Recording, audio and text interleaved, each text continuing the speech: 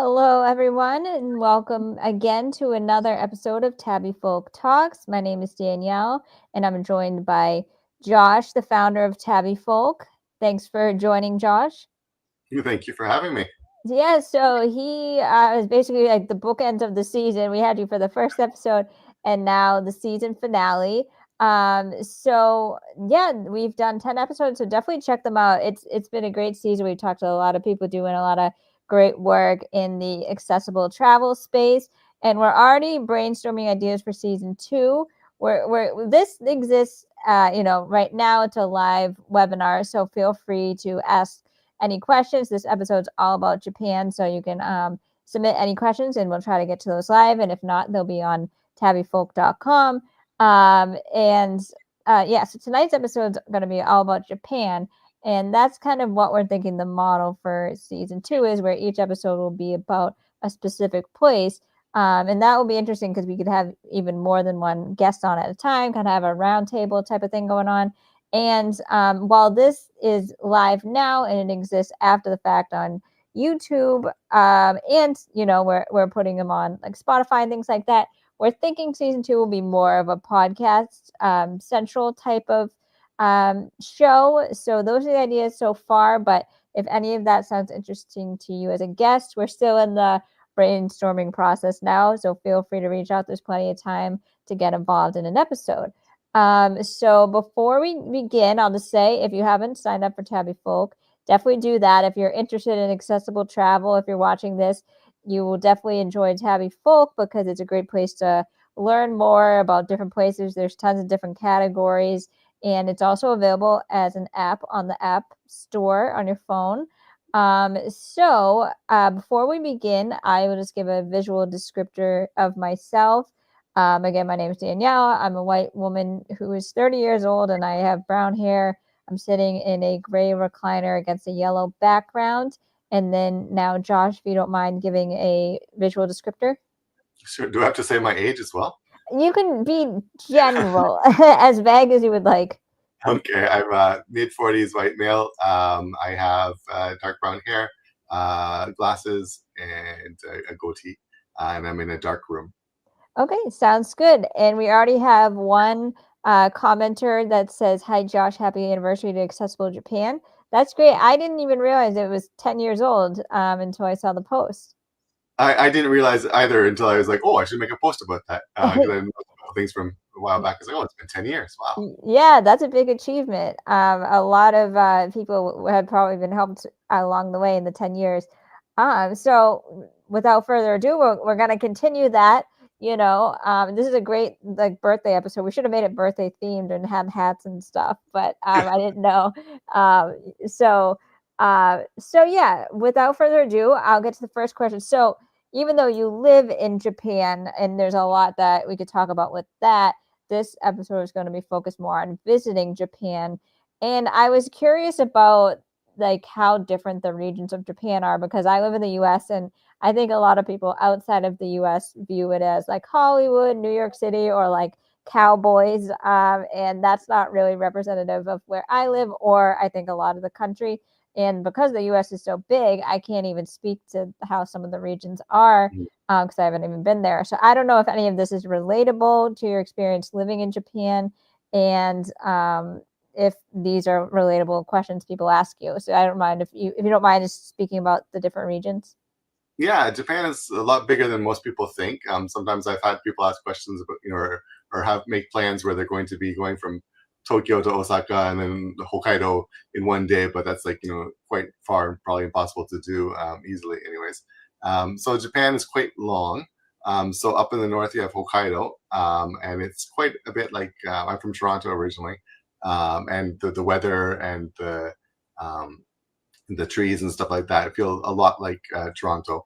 But if you go down all the way to the south, Okinawa, it's sort of near the Philippines, and so it's quite tropical.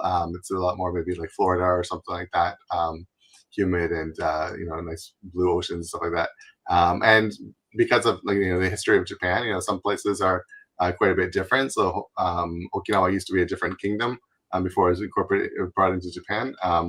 And so the language is quite different, and the culture is quite different there. And again, because of history, things were sort of quite divided up by different warlords in the past, kind of thing. So, and you had to get permission to travel and such. So, even in relatively close places, they'll have quite a bit difference in what they eat, what people eat. I mean, there's a lot of very standard, basic type things, but we have like whole TV programs about special food that you can get in this prefecture, um, or different dialects and stuff like that. So we call prefectures, they're sort of like states or provinces. Okay, wow, that's interesting because I wouldn't have predicted there to be that much of a difference just based on what I see depicted of Japan more in media and whatnot. So that's interesting that there's a lot of different experiences that one can have when visiting. And I just mentioned New York, and Muse, hopefully I'm pronouncing your name right, made a comment that they will be posting about experiences in New York City on tabifolk soon. So I'm looking forward to that because I've been twice and I have had some obstacles. It's a very unique city that I'm surprised isn't more accessible considering it has so many people. But I'm going to look forward to to Muse's thoughts on it. Yeah, I was gonna say that. Well, there's a lot of variety in like the dialects and food and stuff like that in Japan. Like the accessibility laws are federal, so you'll have like standardizations for like accessibility in stations or toilets, stuff like that. So you can go to a lot of different places, but you know what you're gonna get, kind of thing. So Okay. that's Yeah, that's good to know, like, that there's a standard. That's kind of similar to how we have, like, the ADA in the US, but it's not the most followed. But, there are some standards more for, like, federally funded places, so that's good to know. So we got a few people tuning in. Hello, everyone. You said, as we mentioned, you're the founder of Accessible Japan, so I kinda got a lot of inspiration for my questions looking at the site. So I saw one where there was a list of essential words and phrases, and I was kind of thinking to myself, like, oh, I'd like point to them to the screen because I'd be afraid that I just wouldn't be pronouncing it right. So like like the major touristy parts, like the city areas used to tourists speaking imperfect Japanese, or would you recommend an app like Google Translate or something if someone was visiting?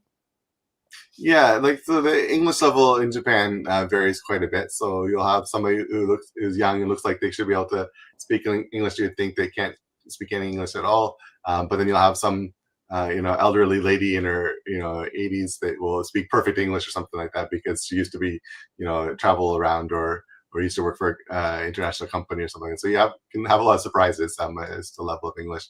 Um, there's a lot of tourists now, so I think that people are getting more used to it. And you'll see a lot more English and signs and in menus and stuff like that. But definitely, I recommend having some sort of apps. Lately, I found that using ChatGPT on your phone is really good for translating, and so it's a lot more natural than what you get from a Google Translate. So that's one of the ones I recommend people take.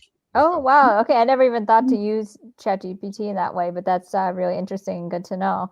Um, this one I know you'll have to give more general knowledge because this, you do give guidance on how someone can get specific information. But one of the most popular pages that were visited on your the website Accessible Japan was the Bringing Medicine page, and I can totally see that because I feel like, once you reach a certain age, you're on at least one medicine, and then it's all downhill from there.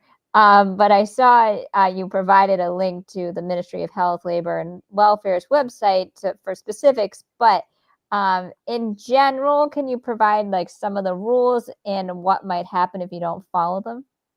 Yeah. So this is not legal advice. I just very clear about that. So yeah, like when you're traveling, there's you have to be careful about medicines. It's something that a lot of people don't think about, and can cause problems, of course, if you make a mistake in that area. And so a lot of things that maybe in your country are, uh, even over-the-counter medicines can in other countries be illegal or restricted. And so they can have different consequences. That you could have that it be confiscated, or maybe possibly even if it's something that's even more controlled than that, you could also have legal challenges, or even go to jail possibly. So Japan is not as strict as some countries, but it's stricter than particularly the U.S. I've heard that maybe ADHD medicine is one of the ones that can be a bit of a challenge or problem. So, well, those are restricted drugs.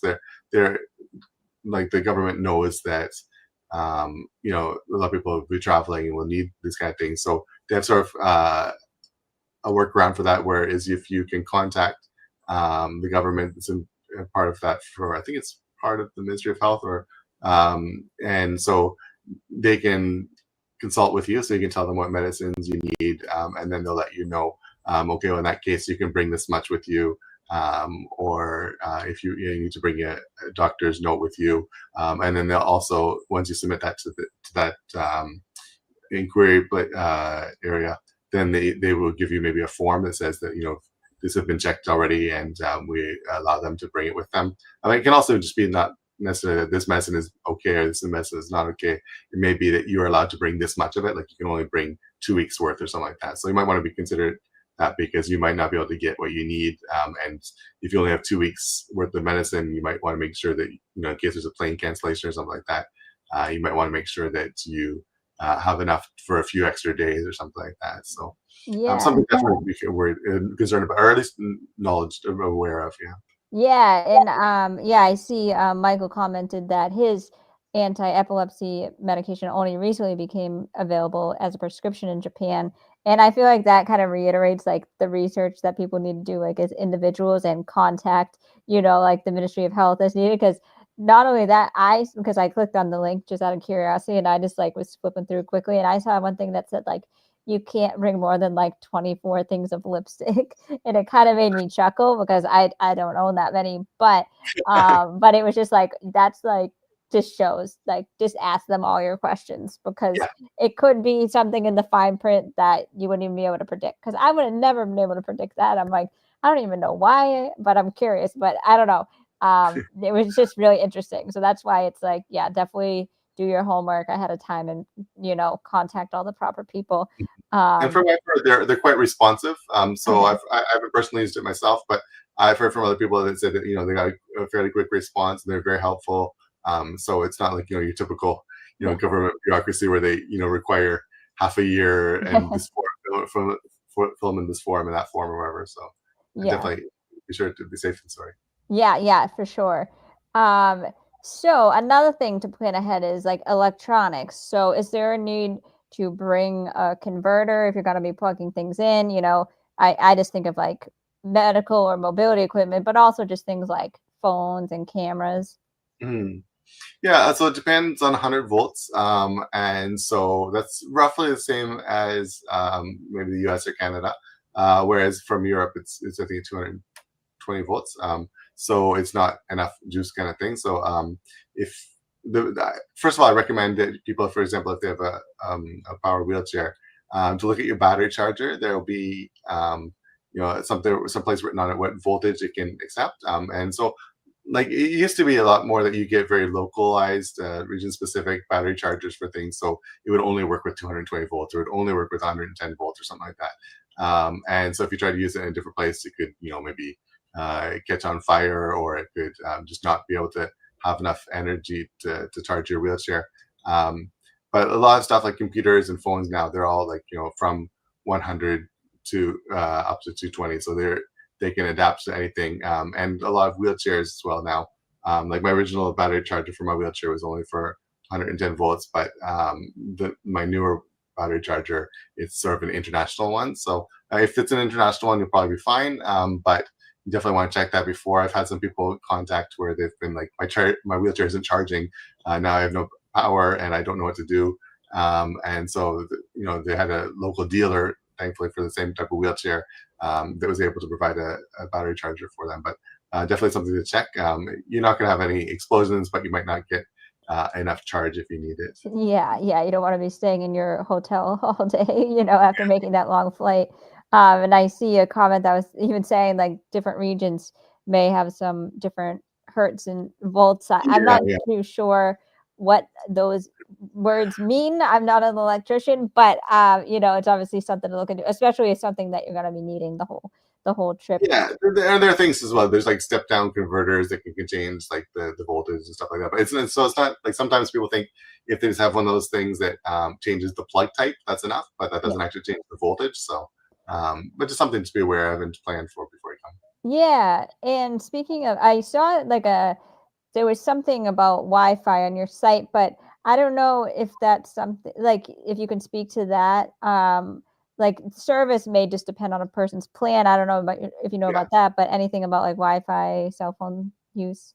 Yeah, first of all, I recommend people to check with their provider. Sometimes, like for example, my phone provider here, I have 2 gigabytes a month of international roaming for free. So when I went back to Canada last year, I didn't even need to get anything special. I could just use my phone.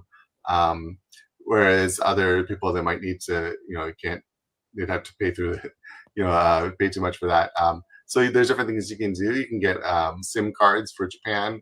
You can get eSIMs, so that's sort of one where you just use a QR code and you can add it to your phone without needing to like doing physical putting in a SIM card.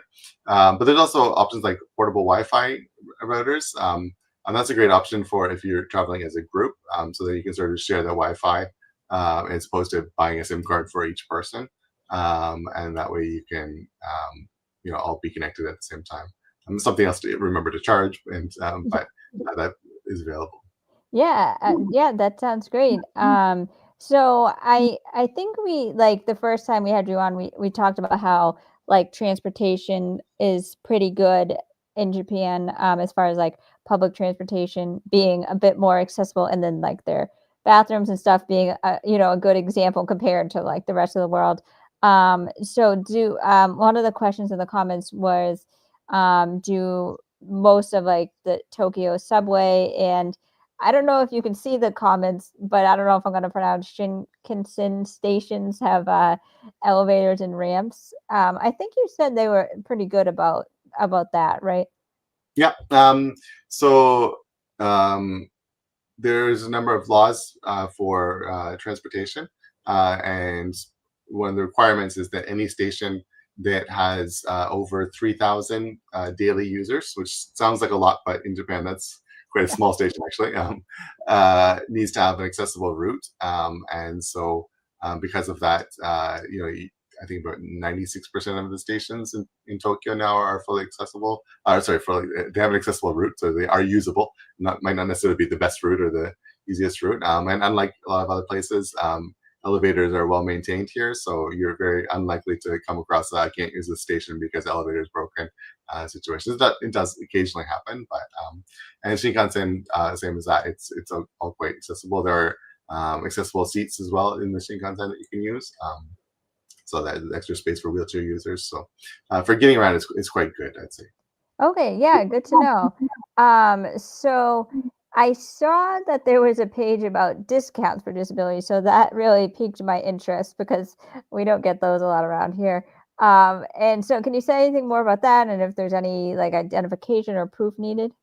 Yeah. So I guess a lot of places are recognizing that a lot of people with disabilities that they need to travel with a companion, and it may be that that companion is their caregiver, so that person doesn't necessarily also want to go to that place, and so sometimes the burden goes to the person with disability to pay both the fares to get in, and to sort of lessen that load. A lot of places have discounts for people with disabilities to get in. So it might be that two people get in for the price of one, or you might even both get in for free. It depends on if it's like a government place or wherever. But in Japan, you have a disability ID. So you have like a sort of almost like a little passport with your picture in it and your identification number, and it shows that you have a disability and certified disabled. And the only problem is that so a lot of times the discounts and those uh, type of things are geared towards having that specific ID. So it's fine if you're living in Japan and you have that ID, but for a lot of times, people visiting, they've had some challenges where, for example, they might come from a country that doesn't have the equivalent of a disability ID, so they have nothing to show, and even though um, they're in a wheelchair, very obviously disabled, they don't get the same discount because they don't have the ID. So I recommend to people that if they have the equivalent, try to have like a translated version of it that they can easily show, or maybe you can even use your phone. Sometimes now you can just like click on the text and it will translate for you. Or if you don't have something like that, then maybe try to get at least a note from your medical provider or doctor that says you're disabled. A lot of it depends on the person at the ticket gate that day and their level of experience. Sometimes people will be like, "Yeah, it's fine." Other people, like they're new employees, so they want to go by the book, so they don't budge on it. Things are getting a lot better because as people, more and more foreign tourists are coming, and they're recognizing that oh, not everybody has these kind of things. But if you can prepare that, they can make things go a little bit smoother. Okay, yeah, that sounds like it makes sense, and then yeah, that's like kind of anywhere. It just depends who you get. Um, and one of the comments was actually related to a question I was going to ask, and it was saying one of the problems with some of the wheelchairs is like size. If it's too wide, it won't fit through some of the doors. And I noticed on the Accessible Japan website, it said that mobility scooters are not that common in Japan. And as someone who uses one, I was kind of curious about that because I saw that lightweight power wheelchairs could be rented. And then I was thinking, because I also saw that some elevators can be smaller, how cumbersome would using a mobility scooter be in the more touristy areas? And, you know, if someone was to rent a power wheelchair, does that have to be something that's way in advance, or is that kind of a common thing people can rent? Because I think most rentals around here are just like manual wheelchairs, not powered. Yeah. So first of all, mobility scooters. So they haven't been a product here really in Japan very much. So there wasn't the same type of like acceptance or understanding of them. And so like they had those, those ones that like the seniors drive, the really big type ones, like the carts almost kind of thing.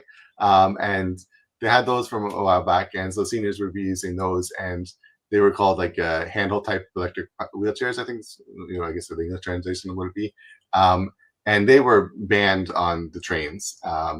And part of it is just because of the size, but also the turning radius, the speed. So if you're in a full train, it takes 3-point turn to get around to get out the door. The doors are usually only open for about like 40 seconds, kind of thing. So they had some examples in the past where somebody tried to take them on the train and it caused problems, and so they made some rules that you can't use them. But unfortunately, the rules are a little bit more blanket. So we're gonna have a cat tail coming in. Um, I was hoping that was a cat when I saw something in the background. I'm like, I hope I'm not so, seeing things and be like, I don't want to tell you there's something behind you, but um, but yeah, so they had these rules, but unfortunately, that sort of became a blanket type thing for even the much smaller foreign-made mobility scooters. So again, as more foreign tourists are coming, there's been some problems in the past where they couldn't use them at certain stations and it caused a problem. Other people now are having a much better time. So they are getting better, but there are just some places where it's still difficult to use because the platform for the train is very narrow, so it's hard to do the tight turn. So they've come up with some new rules where it's on the website, but it must fit in this certain length of centimeters, and it must have a turning radius of this much, and so those are becoming more accepted. But there's a website that I linked to on our website as well, that sort of gives you, like, you can look up a station and it will tell you if it's okay to use a mobility scooter there or not. So it's definitely getting better, but it's not as common as a lot of other places. But if you want to rent a wheelchair, there are places that do it. There's definitely manual wheelchairs available, but there are small compact power wheelchairs that you can rent. WHILL is a Japanese wheelchair company. They sort of make those sort of I don't know, cool looking, stylistic wheelchairs, and they can be rented as well. Some of the challenges with that, though, is that a lot of times that you can't actually easily rent them at the airport. They're usually hotel delivery. So, of course, that causes problems like how do you get from the airport to the hotel? There's now one at Haneda Airport, which is one of the Tokyo main airports, where you can do a rental at the airport, but you have to return to the same airport. So that can work a lot of times, but sometimes people come in to Tokyo and they'll leave from Osaka or something like that. So in that case, it wouldn't work. But it's becoming more and more common, but I'm hoping that it'll be easier in the future. Yeah, that's really good to know. I didn't realize because I have seen wills. I didn't know they were from Japan because I've seen some airports making like um, automatic driving ones where like Oh yeah, we have yeah, those. like Yeah, instead of like the transporters. So that's interesting. And but yeah, that's good to know because yeah, it does seem like having a mobility scooter wouldn't be the most reliable, and it's we already have unreliable stuff, with the disability. So it's good to know all your options ahead of time. but yeah, Um, definitely getting better. So I wouldn't say that like don't bring it, but just be aware that yeah. in some places you might have a bit of a challenge at certain stations or whatever. Okay. I mean, Yeah. people using it, that changes society here. So I think if Yeah. you want to use it, then you should use it, and then Yeah. we'll make a difference for others in the future. Yeah, absolutely. And I feel like everything in America is bigger too. Like our scooters, like the ones at Disney are huge. But mine's a little bit more petite. But there's all different sizes of them. I've seen ones that look like an ATV, like an Actually, off-road. on that point, there is a bit of a thing where is that a lot of the wheelchairs do have a weight limit, and so there's been a few people that have had trouble finding a wheelchair that can handle their weight. So that might be something else to keep in mind. In that case, you might want to try, maybe renting it in your country before you come to Japan and bring it with you. Yeah, that makes sense. So if I know like Japan has like a good reputation for their major hospitals, like worldwide, they have that.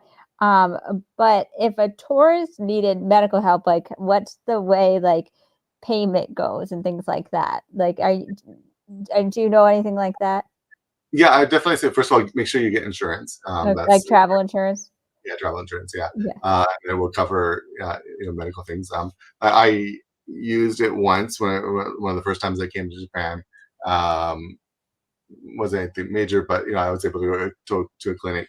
And just in that case, you pay in cash at that point, and then you have to submit it to your insurance provider later, and then you'll be reimbursed. So there'll be definitely a lag in getting your payments back. But lately, a lot of the hospitals too, they'll take credit cards and stuff. So that's also good to know. So you don't necessarily have to have the cash, but generally any bigger hospital will have people. Some of the biggest ones, they'll have translators on staff, but it's not necessarily everyone, but some of them Yeah. do exist.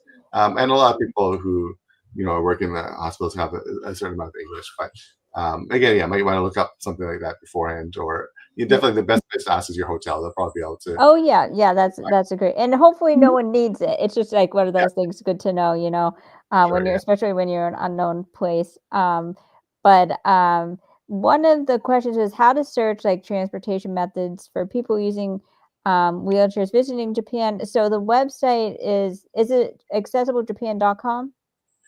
Accessible-japan.com. Yeah. Okay. Okay, accessible-japan.com. It's also on Facebook.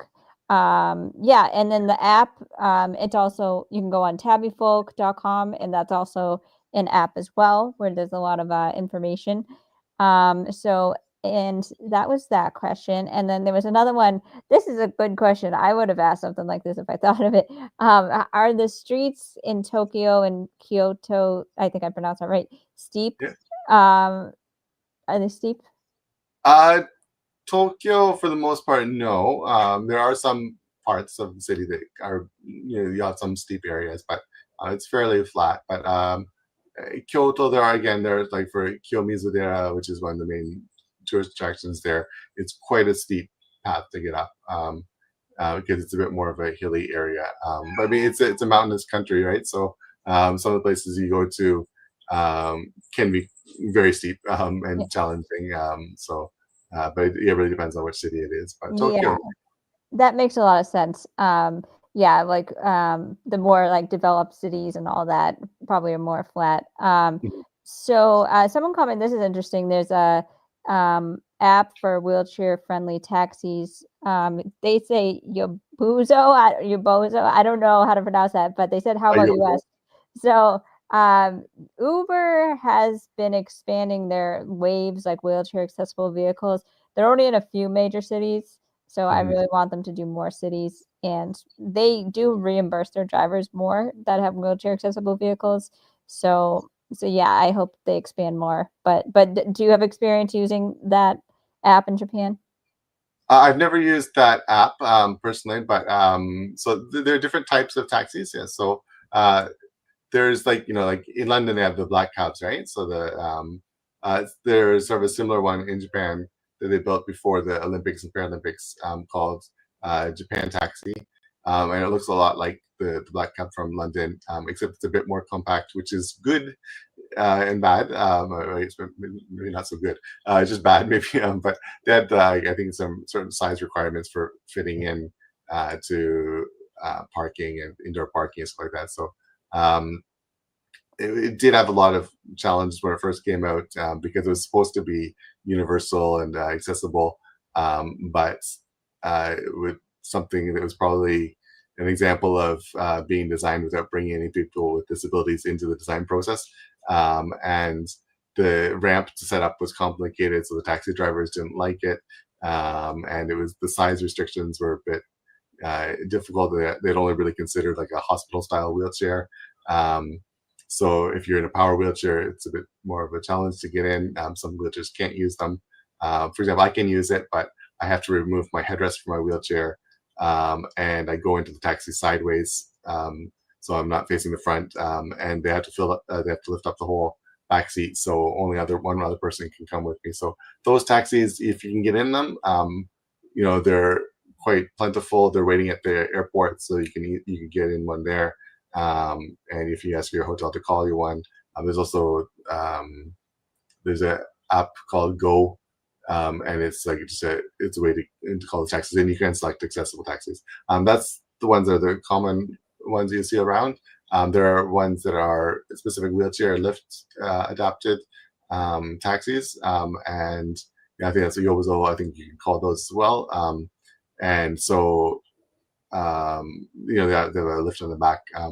Uh, they tend to be run more by small operators, so that one person with their own private taxi kind of thing. So there can be some language barriers, or the place might not have a site, not have a website or a way to contact them easily. So they can be a bit more of a challenge. But hopefully, coming up later this year on Accessible Japan, we're also going to have a taxi listings for people to find those in advance. Okay, yeah, good to know. That it's interesting that the major company kind of uses the same vehicle because yeah, out here it's mostly like minivans so they kind of have like a ramp they pull out like manually they pull it out and then you kind of can drive up but yeah, it's just kind of relying on people to sign up to be drivers that already have that kind of car. So yeah, hopefully both areas expand a bit more for sure. So like speaking of like, well, this isn't really, I don't know. I have to make a segue somehow.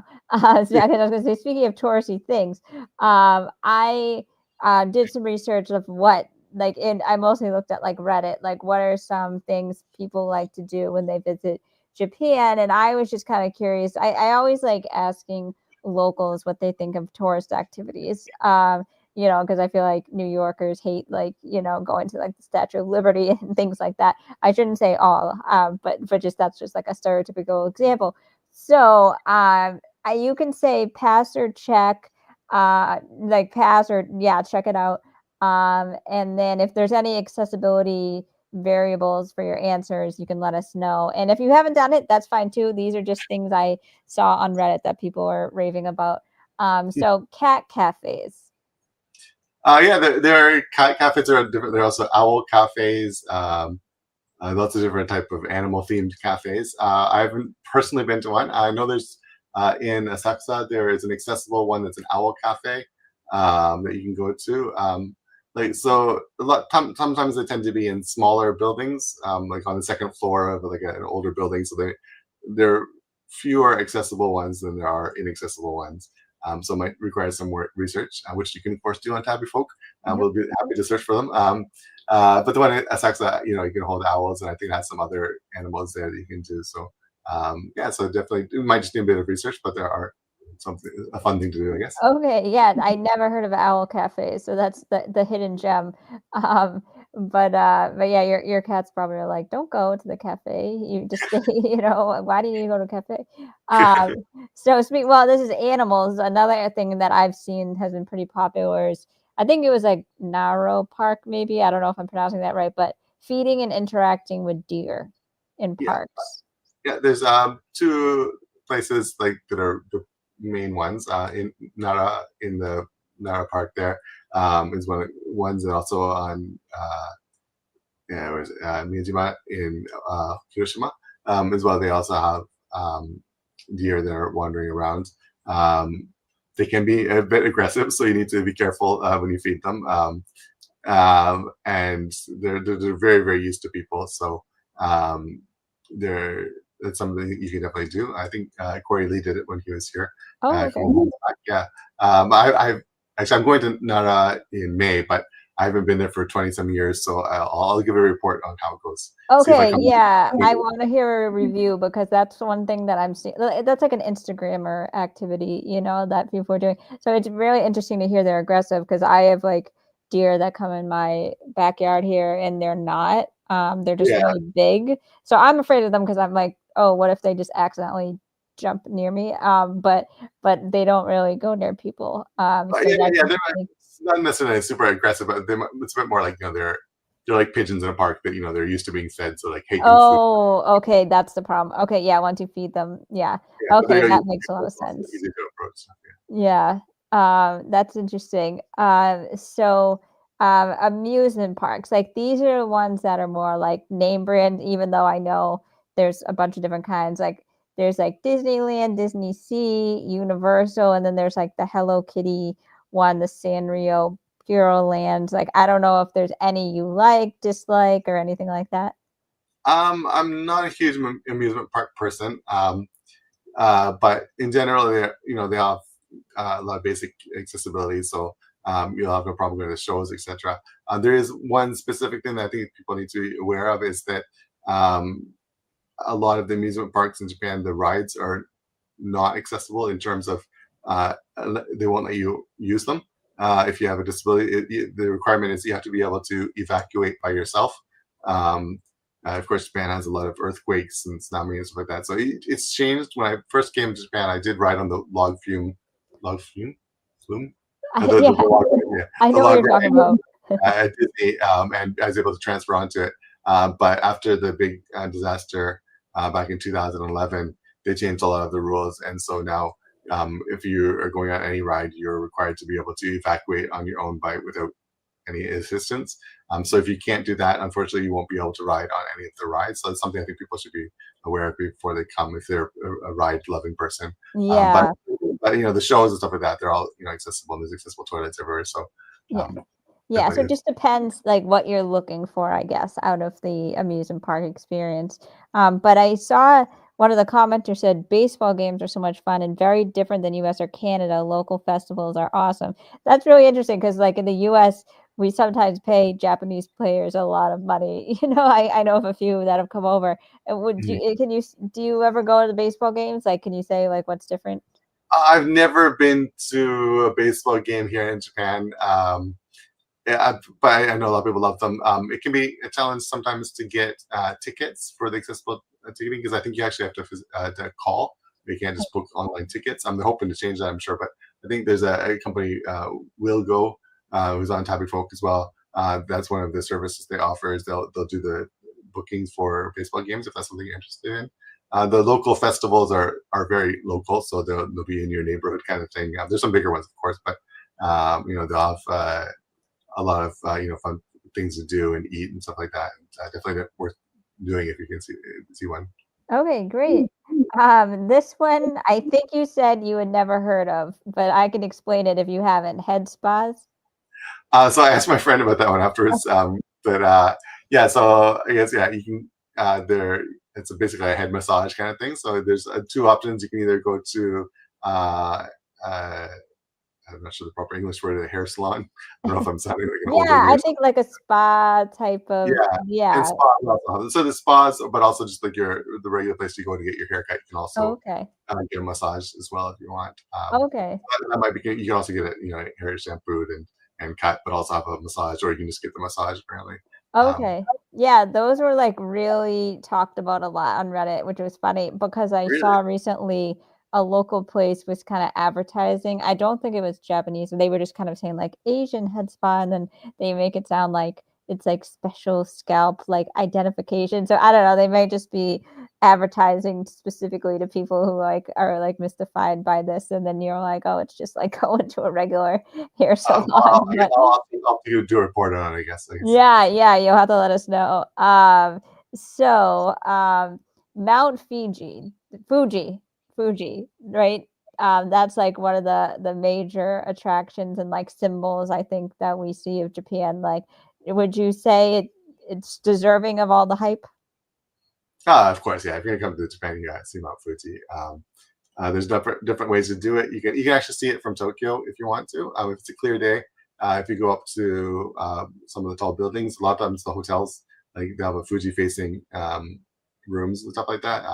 The Tokyo Metropolitan Building is free in Shinjuku. And you can go up to the top floor. So if it's a clear day, you can see Mount Fuji. So I definitely recommend that if you can do it. You can also see it from the Shinkansen if you're going between Tokyo and Osaka or Kyoto.